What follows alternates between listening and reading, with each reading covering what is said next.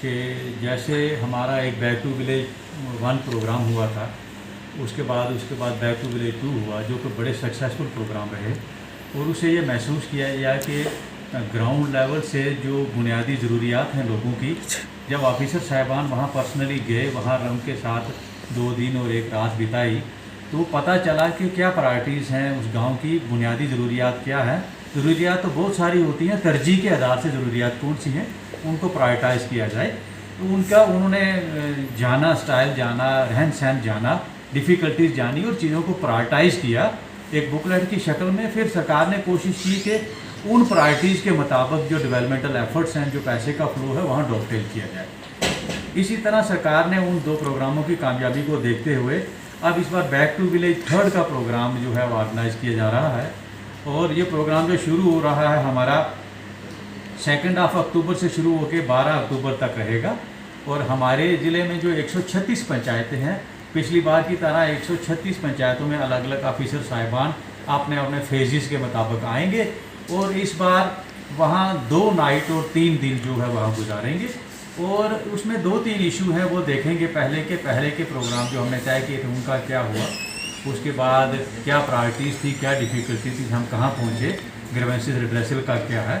लेकिन उससे पहले एक बड़ी इंपॉर्टेंट बात है कि इस प्रोग्राम को शुरू करने से पहले सरकार ने एक प्रिलिमिनरी एक्सरसाइज, प्री एक्सरसाइज की है, एक 21 डेज़ की एक मुहिम चलाई है जिसको कहते हैं जन अभियान या अवामी मुहिम।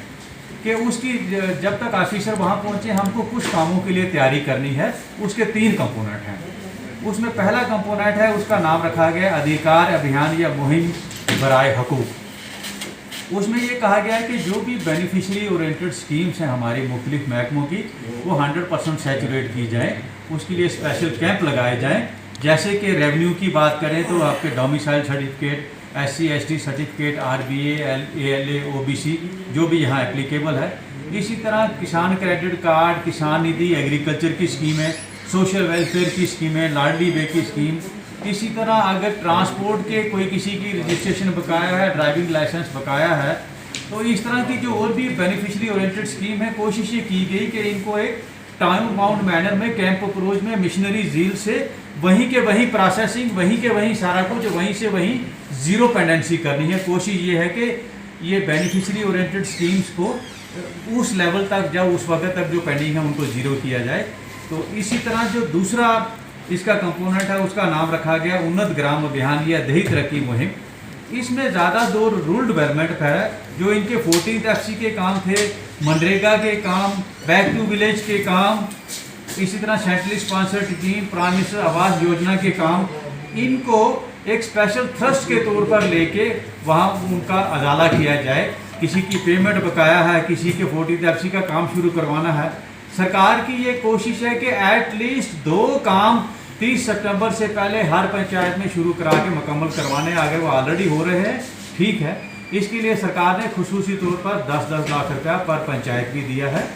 और उसमें एक स्पेशल कंपोनेंट ये रखा है कि 20,000 जो है पर पंचायत स्पेशल स्पोर्ट्स किट के लिए रखा जाएगा, मखसूस रखा जाएगा। इसमें हमारी कोशिश है, हमने ऑलरेडी एक सर्वे किया है, हमारे बहुत सारी पंचायतों में काम चल रहे हैं ऑलरेडी। जहां उनको तकवीर देने की ज़रूरत है, उनको मज़ीद शुरू करने की ज़रूरत है, जहां कहीं और काम शुरू करने की ज़रूरत है। जैसे अभी हम महसूस कर रहे थे कि प्ले ग्राउंड 25 जगह हमें प्ले ग्राउंड की अभी हमने प्लान फाइनलाइज किया, वो जल्दी से कन्वर्जेंस में हम करेंगे। लेबर कंपोनेंट लेबर ये मनरेगा से होगा, तो दूसरा मटेरियल कंपोनेंट हम स्पोर्ट्स को जो 10-10 लाख रुपए, 1-1 लाख रुपए दे के वहाँ हम करवाएंगे।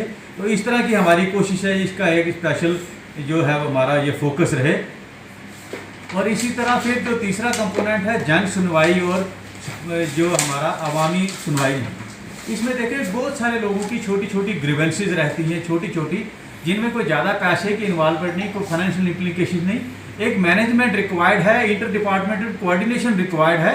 वहाँ हमने कोशिश की है कि एक जो कैंप अप्रोच में सारे ब्लॉक लेवल ऑफिसर एक जगह इकट्ठे हों और वहाँ उनकी इंटर डिपार्टमेंटल इश्यूज़ को रिजॉल्व किया जाए। छोटे छोटे इश्यूज़ हैं। इसके साथ जो बड़ा एक इम्पॉर्टेंट कंपोनेंट है कि इसको असल में एक उसको डिलीवरी सिस्टम को मजबूत करने के लिए 3 दिन जो 3 बुधवार रखे गए हैं, 16 सितंबर, 23 सितंबर, 23 सितंबर और 30 सितंबर, इनको हमने जोमे ब्लॉक या ब्लॉक दिवस के रूप में मनाना है। और उस दिन हम कोशिश करेंगे कि सारे महकमे वहाँ अपना जो डिलीवरी सिस्टम है, जो उनके सर्टिफिकेट बांटने दूसरे बांटने, कोशिश करें कि उस पंचायत में 100% सैचुरेशन हो। ये तभी हो सकती है जब हम पहले वाले दिनों में काम करके उस तक पहुँचे होंगे, फाइलों की प्रोसेसिंग हो चुकी होगी। आज आप देख रहे हैं 2 दिन से हमारे पार्टर में कम से कम 300 से ज़्यादा इनकम सर्टिफिकेट एक ही स्कूल में इशू किए गए, आज मुगल मैदान में इशू किए जा रहे हैं। अलग अलग स्कूलों में बच्चों को नहीं आना, हमने टीचर की जिम्मेदारी दी है कि टीचर फाइलें इकट्ठी करेगा, रेवेन्यू अथॉरिटी से करेगा, कैंप करेगा, स्कूल में जाएंगे, मतलब बच्चों की जिम्मेदारी ना हो। इसी तरह से ये 3 दिन में जब होगा तो 10 से 11:30 तक उन दिनों को छोड़ के हम अपने दफ्तर में और बाकी डिस्ट्रिक्ट ऑफिसर साहिबान अपने दफ्तरों में बैठेंगे, हम लोगों की सुनवाई करेंगे। उसके बाद सब लोग अपना अपना ट्रैवल करेंगे, अपना अपना टूर करेंगे ताकि इसकी तैयारी की जा सके।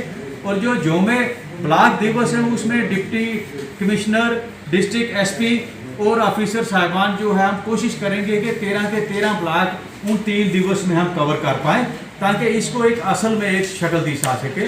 इस प्रोसेस को और मुकम्मल करने के लिए, इसको अच्छी तरह से करने के लिए 13 लोकेशनों में हमने 13 नोडल ऑफिसर तैनात किए हैं जो एक सेंट्रल कोऑर्डिनेटिंग एजेंसी का काम करेंगे और उस ब्लॉक को कोऑर्डिनेट करेंगे ताकि ये असल मायने में जो हमारा मुद्दा और मकसद है ये हल किया जा सके। तो ये हमने इसका प्लान भी बनाया है। हमारे जोम में ब्लॉक दिवस कहाँ कहाँ होंगे, उनकी लोकेशनें कौन सी होंगी, उनके ऑफिसर साहिबान कौन सी होगी।